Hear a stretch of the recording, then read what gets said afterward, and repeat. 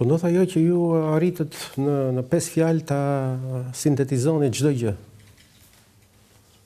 Dhe çfarë është e vërteta? E vërteta është që kemi një parti socialiste e cila tashmë ka super pushtet, dhe kemi një parti demokratike e cila është në pikën më të ulët të mundshme të saj. Debati gjithmonë vjen në atë analizë që shpeshherë bëjmë. A jemi në kushtet e një demokracie funksionale apo jo? Dhe ky është qësimi që ne ngrem. Apo vazhdojmë të manipulojmë institucionet dhe të ndërtojmë një strukturë e cila ka debatet jashtëzakonshme me atë që themi demokracinë funksionale. Duhet kuptojmë që në demokraci funksionale nuk duhet parë një rapal, po duhet parë kompleksiteti i gjërave. Pra demokracia në vetvete është tërësia e institucioneve të cilat formatojnë një shtet. Ne kemi shtetin politik, shtetin juridik, shtetin ekzekutiv, pra të gjitha dhe shtetin mediatik. Të gjitha në vetvete këto i përmbledh dhe themi pushtete. Po? Dhe nga 3 pushtetet që dihet që janë institucione kushtetuese në Republikën e Shqipërisë, kemi dhe një pushtet tjetër që është edhe pushteti mediatik. Dhe të gjithë së bashku përbëjnë atë që ne analizojmë në demokraci ose në sistem. Dhe pasaj sistemi t'i japim emrin demokraci, diktaturë, regjim... Ne ku jemi aktualisht? Ne jemi akoma në hibrid dhe jemi në kushtet e një shteti autoritar. Jemi në kushtet e një shteti autoritar. Jemi hibrid. Hibrid me kujt dhe kujt? Hibrid, thash, hibrid i përfundon të autoritarizmi. Sepse autoritarizmi është një strukturë, duhet thënë, hibride. Sepse nuk është as diktaturë, po nuk është as demokraci. Dhe ndodhet një mbarësi të dyjave dhe ka prodhuar diktatura së bashku me demokracinë, prodhojnë shtetin hibrid i quhet autoritarizëm, e cila në plan institucional është ndërtuar absolutisht në skemën e një shteti absolutisht demokratik, sepse në qoftë se ne të hapim legjislacionin shqiptar, do shefim që kemi pushtete të ndara, të cilat funksionojnë mbi bazën e legjislacioni i cili nuk lejon cënime të pushteteve dhe pavarësi të pushteteve, por kur vim në realitet, ky realitet na tregon disa të vërteta të cilat janë larg të qenurit shtet demokratik. Janë larg qenurit. Dhe në themel të tyre, ju me drejt kapët politikën, sepse sistemi demokratik, pavarësisht që legalizohet ose institucionalizohet nëpërmjet institucioneve kushtetuese, që do të thot parlament, që do të thot kryeministri, që do të thot president, që do të thot sistemi gjyqësor, po i pe të gjitha këto në vetvete, janë institucione që sipas ligjit janë të pavarura dhe në kompetencët e tyre formatojnë formalisht shtetin demokratik.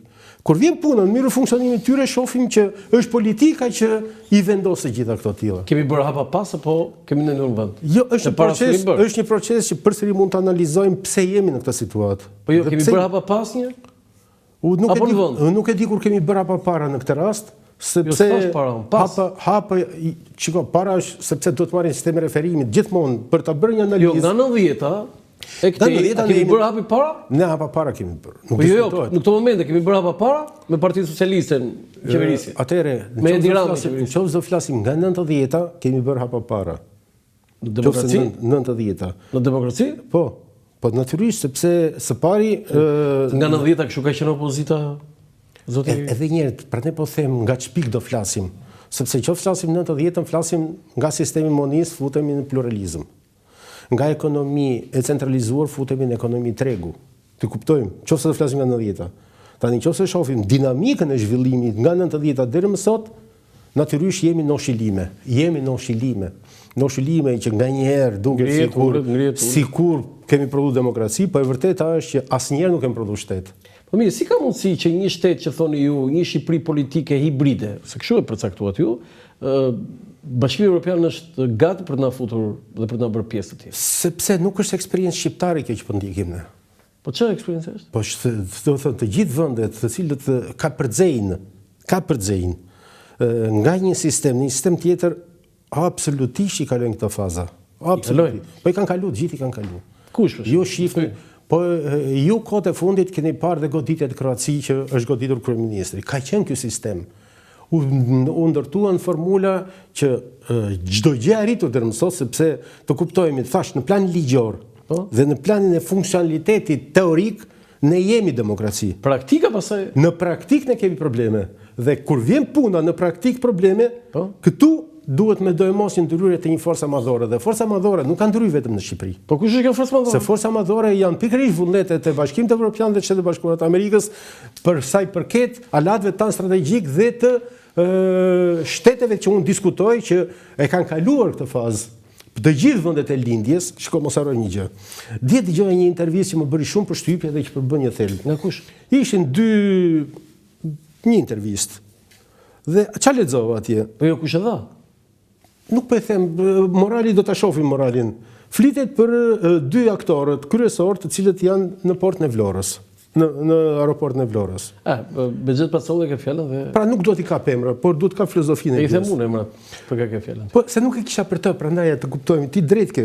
Por çfarë më ndodhi? Më ndodhi që në tendrat në termat e referencës për të bërë aeroporti Vlorës u paraqitën dy kompani kosovare, të cilat e kishin filluar aktivitetin që në vitet 80. Dhe ishin dy kompani kosovare të cilat ishin paraqitur në tregun global të ndërtimeve me aeroporte që në vitet 80. Pra ne shpeshherë debatojmë Kosovën dhe akoma nuk kuptojmë një gjë, që Kosova, shtetëformimin e vet nuk e ka formuar ditën që filloi pavarësia. Fitoi sovranitet, fitoi pavarësi, po shtetëformimin e vet e ka shumë kohë përpara. Dhe Kosova ka patur autoritete ndërtimore që në vitet 80, të cilat ishin futur në tregun global dhe bënin aeroporte. Ne në Shqipëri, sot e kësaj dite që flasim, pra pas 30 vjeç demokraci, nuk kemi një kompani e cila ekziston në tregun global. Shive çfarë përpambetje kemi ne. Tregun global? Po, për tregun global. Shive çfarë, dhe kur them Kosovën, kur të bëjmë krahasimin e Kosovës me Shqipërinë, duhet të kuptojmë, Kosova ka patur shtet, rujti shtetin. Ne në 90-ën shkatruam shtetin zotëri. Dhe nëpërmjet se e shkatruat zoti Meçe. Të them unë pse. Ju e shkatruat. Qartë ne, edhe unë bëj përgjegjësi në këtë rast. Dhe çështja është që në këtë përgjegjësi të vazhdojmë të ndikojmë që atë përgjegjësi ta kthejmë edhe në përgjegjësi për t'i korrigjuar gjërat, për të kuptuar çfarë nuk shkon me ne. Çfarë nuk shkon me faktin që ne akoma nuk po prodhojmë shtet? Sepse thash, ka pa jo pa qëllim Kosovën. Kosova vazhdoi në kontinuitet edhe me Oleksin, vazhdoi të kishte shtet. Vazhdoi të paguaj faturat tatimore zotëri. Nuk ka shtet të botë që nuk paguan faturat tatimore. Sot në Shqipëri të paguash tatimore është turp. Është turp të paguash. Është turp të paguash. Do të thotë që ti të vesh në një dyqan dhe të marrësh faturën tatimore është turp. E ati që ti e faturën tatimore. Dhe është turp. Po e merr ti, po sta e pa i. Nuk ta e pa i. Dhe ky është problem. Tani gjithsesi mos futemi se u hapëm shumë. U hapëm më tepër. Rrim këtu, qëndrojmë këtu te situata politike. Çfarë ndodh? Ngjarjet në Shqipëri zhvillohen në mënyrë më normale të mundshme, pavarësisht pretendimeve. Dhe duhet thënë që Partia Socialiste ka erdhur në këtë stat fal votimit. A meriton Partia Socialiste të jetë në pushtet? Po normale meriton, përse e meriton më zënë, sepse dhe ardhen pushtet. Tani pse? Jo, e meriton njërë. Po shiko tani se duhet të themi... Që ka bërë socialist, do t'i Meçe? Jo, bërë socialist. Jo, më kuptoj njërë. Unë duhet bëj analizë, pastaj të dalë në konkluzionin. Prandaj thash se ti më thua pse unë thash meriton dhe të bëj analizën. Në fakt unë duhet bëj analizën dhe... Po prandaj. Pse meriton? Demokracia në vetvete është konkurrencë. Është konkurrencë. Ky është mekanizmi i demokracisë. Çka ka bërë Partia Socialiste? Dhe konkurrencë do të thotë votim.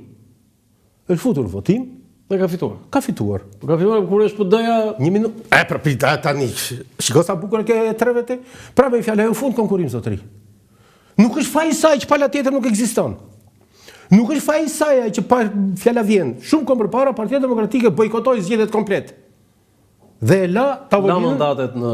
Po pra, e la tavolinën e hapur. Zgjedhjet lokale. Dhe ishte fitore në tavolinë për i të vërtetës. Tani fitore në tavolinë. Në demokraci do të thotë kthim mbrapa i demokracisë. Por megjithatë, Kjo fitore në tavolinë u certifikua nga evropianët. Pse? Se përballë një skeme destabilizimi të Shqipërisë, që nuk i shërben askujt dhe nuk i shërben as demokracisë shqiptare, ata bën një zgjidhje të tillë. Por kur unë bëj analizë dhe demokracisë them, është hap mbrapa ky moment dhe hap mbrapa jo se Partia Socialiste etj, po hap mbrapa sepse u zgjodh një mekanizëm revolte që praktikisht prodhoi mungesën e konkurrencës dhe praktikisht hapi një mekanizëm të ri të mbajtjes së pushtetit. Njëra pa lutroj çfarë, pala tjetër mbajti pushtetit, fitore në tavolinë. Fitore në tavolinë nuk është e ndershme për të vërtetës. Dhe në futboll, përsëri fitore në tavolinë është shumë e kontestueshme, por megjithatë është një zgjidhje. Përballë një gjë të keqe. Tani vim në zgjedhje. U bën zgjedhjet. Nuk është faj Partia Socialiste, është Partia Demokratike me Sali Berishën, është në gramën e tij të fundit, është në limit. Nuk është faj Partia Socialiste. Pse? Partia Socialiste të vjen tavolinë zotëri thotë, "Hajde konkurrojmë." Dhe ata thonë s'ka zgjedhje me Partinë Socialiste, se Edi Rama na vjedh. I tha deri edhe një herë, tezat e Berishës për mua nuk përbëjnë fakt. Për mua, nëse do të shohësh analizën që unë historikisht kam bërë, është Berisha ka rritur pikën e tij të fundit, po mban peng Partinë Demokratike, e ka kthyer Partinë Demokratike si parti të familjes dhe problemi tashmë nuk është i Partisë Socialiste, sot zotëri unë jam i gatshëm fush betejë. Hajde ti zotëri. Po ti vetë ku je pozicionuar tani zoti Meç? Unë analist në asnjë vend. Unë bëj analizë të ti. Unë nëse ju duke shumë si edramist. Deri tani është perceptim edramizmi juaj. Unë qëndrimin tim dhe analizën time e mbështet në argument. Jo, nuk mbështet Partia Socialiste, unë të kuptojmë edhe një herë. Nuk e mbështet. Por në qoftë se të dy së bashku dhe ju sapo thatë që Partia Demokratike ka arritur nivelin më të ulët të saj, çfarë do të them unë? Po ky është fakt. Ky është fakt, dhe në qoftë se unë e them një fakt tillë dhe e mbështet me gjithë argumentet, kjo nuk do të thotë që unë jam anti-PD zotëri. E di pse e thashtë? E thashtë sepse ju keni qenë një funksionar i lartë i Partisë Demokratike, keni një kontribut në rrëzimin e regjimit komunist, keni qenë deputet nga të parë të zgjedhur si parti opozitare dhe keni qenë deputet edhe në kohën kur ka qenë pushtet. Tani, sigurisht që ju u vjen keq, është shumë naive të them, zoti Meça të vjen keq për Partinë Demokratike, të vjen keq. Po mirë, pyetja e madhe është, çfarë bëni ju për këtë Parti Demokratik? Atëherë, meqense më fute në korridore disi private të them në këtë rast, unë për çfarë kam thirrur këtu tani, unë s'kam thirrur për të bërë projekte që ti i qanë ato. Do të bëj analizën. Po pra, periudha 92-96 Albert Meça ka qenë oponencë për Partisë Demokratike. Po mi ka qenë deputet i Partisë Demokratike, u zgjodhe nga ajo. Qartë me qartë. Kanë qenë. Tu e kisha fjalën. Qartë.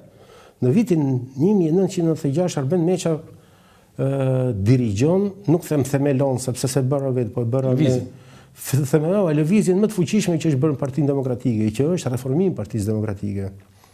Dhe pikat që unë kërkoja së bashku me një grup antar të Partisë Demokratike dhe lëvizja ishte absolutisht brenda Partisë Demokratike, ishte hapja e Partisë Demokratike, asgjë tjetër. Asgjë tjetër, vetëm hapja. Okej, po pse nuk thot kjo më? Dhe prit një minutë.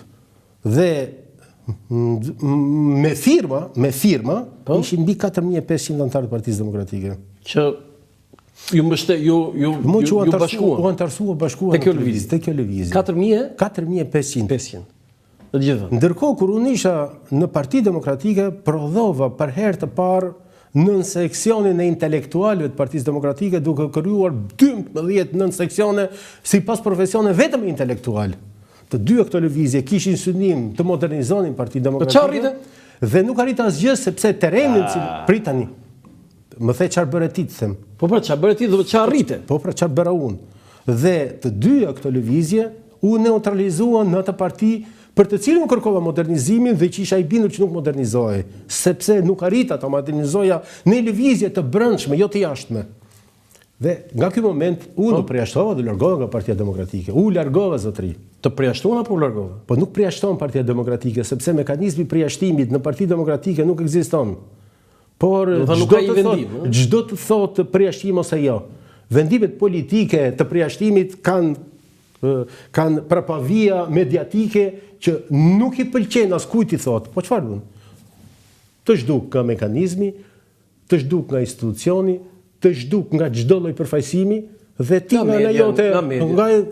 nga ana jote çfarë vlerë ke në politikë, po nuk je publik, po nuk jem publik, po nuk ke një pozicion, harroje pastaj më që ti Dhe ky është mekanizmi i përdorur jo vetëm për mua.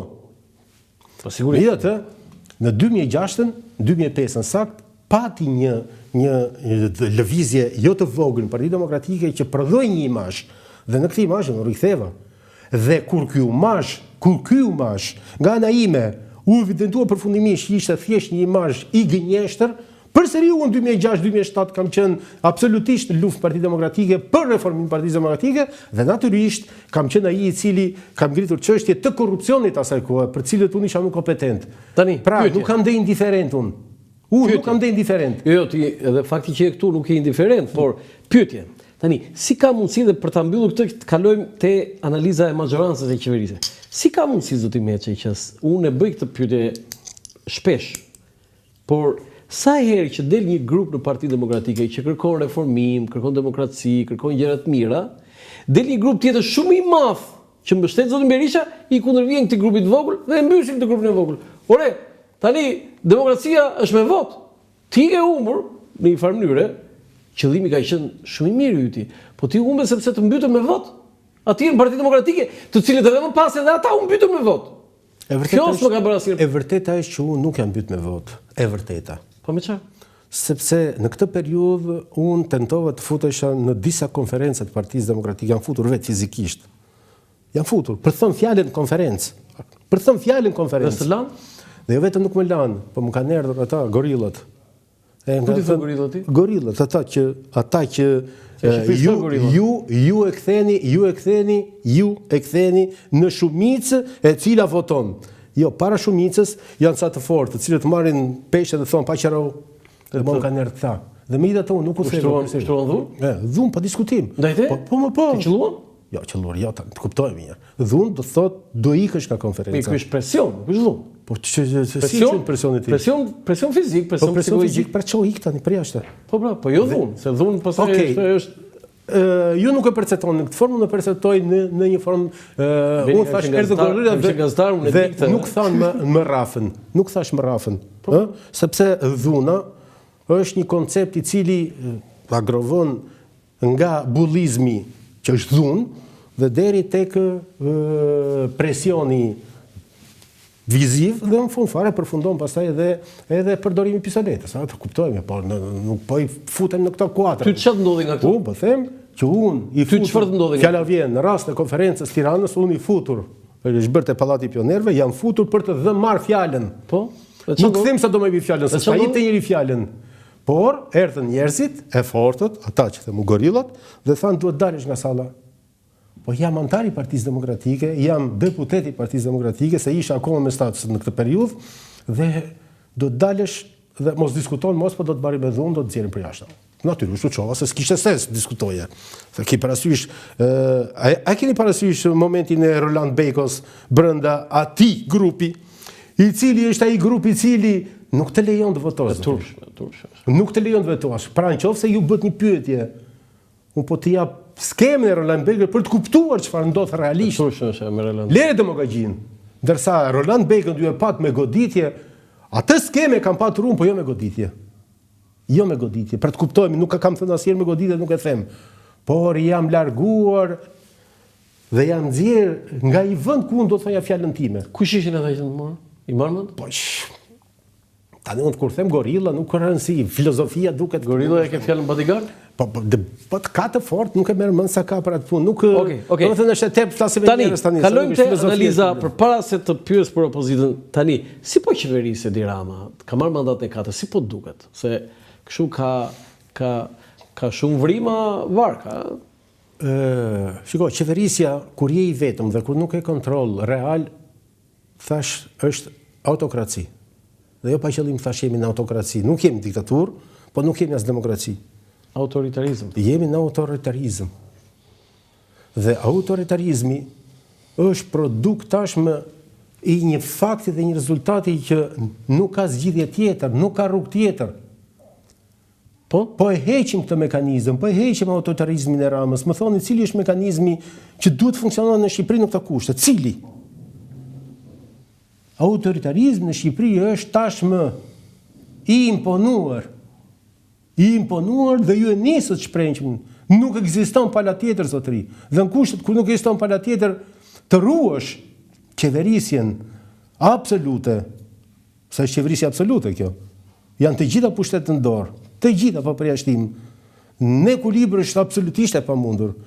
Kur unë kam dalë në 90-ën, janë shumë fjalimet mia, sepse kam qenë shumë aktiv në 90-ën, absolutisht, janë 7 mitingjet më të mëdha që janë bërë në Tiranë i ka bërë Arben Meçaj, pavarësisht që fotografi i sigurimit shtetit që nxirrte njerëzit, nuk e fotografoi asnjëherë Arben Meçën, fotografoi të tjerë. Fal, prit, ta kalosh kështu këtë. Prit, se këtu te mua.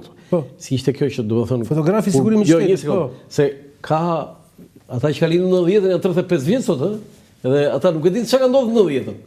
Ti do thua që e 28 nëntor 1912 ne s'kemi qenë, po ne e dimë se çka ka ndodhur. Jo. Kjo që the tani, kjo që the tani, prit. Do të thonë ti po thua që në protestat, organizimet e opozitës e Partisë Demokratike në lëvizjen dhjetor 1990, edhe fotografit i bënte sigurimi i shtetit? Po. Do të më shpjego çik më mirë këtë që na kuptojnë ata që na ndjekin. Po do ndalesh nga tema pastaj. Po jo, vetëm këtë, se po ti del vetë tema, çfarë? Ti e ngre toprin e thua pastaj që pse më çon këtu. Okej. Tani, atëre janë 3 artikuj të mi të cilët flasin shumë qartë. Njëri prej tyre është më cilësori dhe them TRD? Po nuk po shkruash TRD zotëri. Jo, në atë kohë flas TRD ose sa kështu do. Janë artikuj të mi që flasin për datën natën e 12 dhjetorit. A dhjetori ku e botove? Bërë publike. Po jo, në cilën gazetë? Më duket e dita. Atë dita. Të dita është para 5-6 vjetëve. Kush ishte fotografi që bënte juve kur dilit ju në Kush ishte? Atëre, unë kam qenë antar i kryesisë së Partisë Demokratike. Po. Dhe isha për rinin. Për rinin. Sa vjeç ishit atë? Ishit pedagog? 30 vjeç. 30. Ishe pedagog te inxhinieri ndërtimit. Te inxhinieri ndërtimit. Dhe kam organizuar së pari mitingun tek Gjeologjia. Ka qenë struktura më mbështetëse e Partisë Demokratike në kohë. Uzina Tirana, më mbështetësja. Uzina Tirana ato ku ishte? Ishte këtu tek Don Bosco në zonë aty. Po? Bënte biçikletat. Biçikleta, po? Kombinati tekstileve. Po? Kartografike. Po? Tani të kapa këto të 4. Kishte më të mëdha. Kushdo i cili e njeh mënyrën se si funksiononte dhe ku gjeti mbështetje kryesore, edhe gjeologjike, mos harroj. Edhe gjeologjike. Ndërmarrja gjeologjike. Mitingjet e themelimit Partisë Demokratike i ka bërë Arben Meçaj. Arben Meçaj. Vetëm nuk i ke bërë. Vetëm. Si vetëm? Vetëm pra. Kur them vetëm, do të thotë që nga Partia Demokratike, kryesia dhe nga organizatorët nuk ishte asnjëri. Isha unë. Dhe natyrisht ishin dhe struktura të partisë, po si që formulu akoma në strukturë Partia Demokratike, po kishte vullnetar të cilët organizonin mitingun atje. Dhe ai person që vinte nga kryesia isha unë. Dhe fotografit kush i bënte?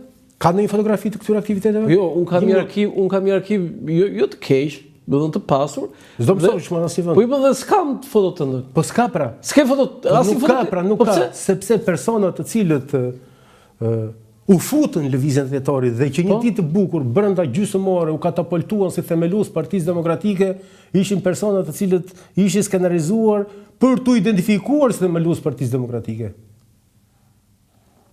Po kush ishte ky fotograf i njëherë? Dhe atëre, në orën 12 natës, ne sa po vim nga Ramizalia, në orën 12 natës, për gjysmore u themelu Partia Demokratike. Më thoni ku ka një eksperiencë tillë në botë që njerëz që nuk njohin njëri tjetrin, që njerëz që vinë në korridore pa kontribut, të themelojnë një parti që sipas teje çfarë do të thënë kjo? Që do të thotë që unë kam shkruar të qartë këto të gjitha.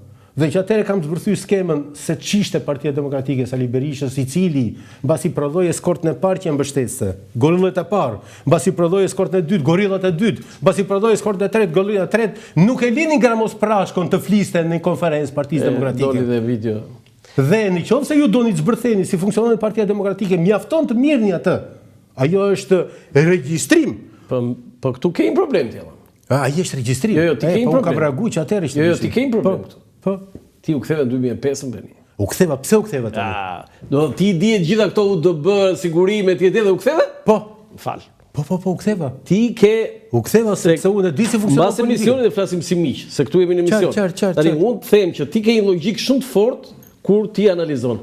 Ti ke drejtë edhe kur s'ke drejtë. Por në këtë rast ti nuk më shpjegon për të pasur drejtë. Ti në gjitha këto betejë që bërë, deri deri në 2005, ke bërë vetë beteja. Dhe ti kthesh 2005 duke i ditur këta UDB, sigurim, maskarënjë, dhe ti kthesh, beni këtu s'm del llogaria mua. Nuk del llogaria ty. Unë kam mbaruar inxhinierin mekanike. Qartë, ty nuk del llogaria. Qartë. Reagimi im këtu ka qenë një pjesë e asaj përgjegjësie që mbaj unë për një veprim që e kam bërë me ndërgjegje të plot në kushtet. Po si u ktheve ti te sigurimi? Ja, këtë po them për tani. Sepse unë di mjaft mirë që në politikë janë prezente absolutisht të gjitha agjenturat dhe mjaft mirë. Unë di mjaft mirë që nuk mund të bësh titullar në politikë nëse nuk ke një suport, e di shumë mirë që tillë. Fakti që unë asnjëherë nuk jam bërë titullar në politikë lidhet me faktin që unë kam qenë i pavarur gjithkohon. Dhe unë di mjaft mirë çdo thotë i pavarur politikë që nuk bën hajër kurr. Dhe që do të jesh strukturë. Po unë di mjaft mirë më tej që lëvizja e kopit u mbështet zotëri dhe nga faktori ndërkombëtar. Dhe u di mjaft mirë që në atë periudhë lëvizja e kopit ishte një reflektim ndaj një situate mirë të pranuar. Unë e di mjaft mirë që Sali Berisha ka qenë agenti dyfiz zotëri. Sepse unë e di mjaft mirë që ka qenë edhe me strukturë të lindjes edhe me strukturë perëndimit. Jo, këtë ta thash edhe herën tjetër do ta vërtetosh. Qartë, po më them, a më pyeti pse u ktheva? Me thënë drejt. A më them pse u ktheva? Po se ke vërtetuar këtë bën. Po qartë, ore Beni unë të kam mik, po mik mbas emisionit. Qartë. Tu s'ma mbush mendjen. I dashur, nuk të mbush mendjen ty. Ti më theve pse u ktheve. Po pse u ktheve? A pyetem pse u ktheve? Po. Dhe unë po them pse u ktheva. Që Berisha thotë ka qenë dyfisht? Po mor po. Më vërtetoj. Ore zotëri edhe një herë, më pyete pse u ktheva. Unë nuk po ta vërtetoj ty. Po mirë aty kur te strukturët e kopit kishte agjentura? Po. Kishte. Po. Edhe ti u ktheva aty? Po. Po, sepse i lexova më vonë ato kush ishin ato. I lexova më vonë. Nuk i lexova në atë moment. Sepse unë nuk e dija se ç'përfaqëson kush po i përgatisë dosjet e UÇK-s që sot është në gjykim. Nuk e dija zotëri. Kush po i përgatis? Dhe nuk e dija. Kush po i përgatis? Nuk dëgjohet. Jo më dëgjohet deri në fund. Unë nuk e dija kush po i përgatisë. Si dija mos do di, s'dija gjë, se isha shkëputur. Po dija që krahas Lulzim Bashës u kthye edhe Gramos Pashko. Krahas Genzruli. U kthye Arben Imami. Pra u kthyem të gjithë ne që na kishte përjashtuar Sali Berisha. Dhe tham tashmë të rikthehemi të gjithë së bashku dhe ta riformatojmë. Sepse u kthyem gjithë ne se të gjithë ishin përjashtuar. Safetin përpara 2003-2004. Po Safeti edhe një herë nuk kishte pjesë e kësaj konjunkture anti. Po gjithsesi bëri një afrim, Po që u kthye. Po bëri një kthim. Nuk ka luftë politike të Zhylalit për reformim Partisë Demokratike. Tjetër është Gramos Pashko, tjetër Ben Imami, tjetër jo Luli është Kopi. Ruli. Pra, këta ishin pjesa reformatore intelektuale e Partisë Demokratike. Neritan Ceka. Pra, të gjithë këta ishin ai pjesë e cili prodhonin një imazh, ka ndryshim. Dhe këta Sali Berisha dhe ne do riktheheshim në vitin 90 dhe prandaj u riktheva o zotni. Dhe në atë luftë e rikthimit në 90-s, që ishte një bindje ime, unë natyrisht do bësha pjesë. Dhe u bëra pjesë me ndërgjegje të plot. Mos harroj që në këtë periudhë unë kam përgatitur gjithë komisionin Rama, e ka bërë Arben Mesha, se ka bërë njëri tjetër. Kë komision? Komisionin Ramar. Hetimin e Bashkisë Tiranës. Në komisionin e posaçëm? Po, e ka bërë Arben Mesha. Ti e ke bërë gjithë? Po, unë e kam. Që drejtoi Sokol Oldashi. Po Sokol Oldashi mirë materiale çip ja uta zotëri. Do të thënë, tani Sokol Oldashi ka ndruar jetën e nuk e ashtu, po ai e drejtoi, pati meritën ta drejtonte atë. Ore zotëri, po ishte deputet mor. Kush do të drejtonte Arben Mesha, që si asgjë. Do ti e ke bërë Tiranës atë. Po komisionin kush e bëri thua ti? Që mori atë megafonin dhe tha ba. Arben Mesha i ka bërë. Sa harrojnë të gjitha këto. Ka qenë kontributor Arben Mesha, pa diskutim. Por kur unë jam kthyer, jam kthyer me ndëgjegje të pastër që po rikthehemi një herë për ta bërë, sepse u dha imazhi i grupimit demokratik. Dhe unë, në momentin kur një demokraci funksionon, unë them të gjitha të këqijat largohen, sepse është mekanizmi i demokracisë që i largon. Okej. Dhe kur u pa që nuk ekzistonte një gjë e tillë, një vit kam dhënë unë mbasi u mor pushteti, as një vit bile. Kam qenë vetëm ke ikur? 2006 ke i larguar? 2006 direktor. 2006 në prova, për 3 muaj kam dhënë unë. Dhe pastaj u largova, i tha Sali Berishës, o vjedhin këta. Dhe jam larguar dhe i kam zyrtare gjitha këta. Sepse problemi im është i madh në kuptimin e formimit tim. Jam njeri që e prodhoi konfliktin kot fare, pa patur lidhje fare, po vetëm me ndërgjegje që këtu diçka nuk shkon. E the vetë këtë. Do kemi ndërprerje publicitare, kthehemi shumë shpejt më pas. Për herë të parë në Shqipëri dhe Evropë, përmes aplikacionit të reja, zhvilluar nga Akinvest, mund të dërgoni para me MoneyGram në të gjithë botën, direkt në telefoni juaj. Dhe kjo do të kushtojë sa gjysmën e komisionit që do të paguanit nëse ju do të shkonit në çdo sportel. Mjafton të shkarkoni aplikacionin e reja për Android dhe iPhone, të regjistroheni si klient dhe menjëherë do të dërgoni para në të gjithë botën, me MoneyGram vetëm me gjysmën e komisionit.